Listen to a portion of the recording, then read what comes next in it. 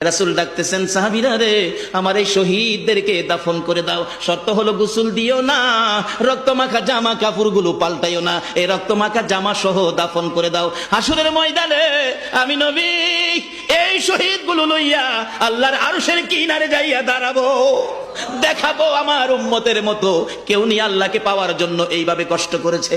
এবার দাফনের কাজ শুরু হলে কিতাব লেখে 69 জনের দাফন শেষ। 70-এর মাথায় আসওয়াদ দূরে পড়ে আছে। আমার নবী 2 কদম সামনে গিয়ে দেখে আসওয়াদ নতুন তরবারি হাতে চিত হয়ে পড়ে আছে, শহীদ হয়ে গেছে। আমার নবী ডাকে, রে আসওয়াদ, মদিনার হুর বিয়ে করতে পাঠাইছিলাম, মদিনার হুর বিয়ে করলি না, যুদ্ধের ময়দানে জীবন দিয়ে বিদায় হলে।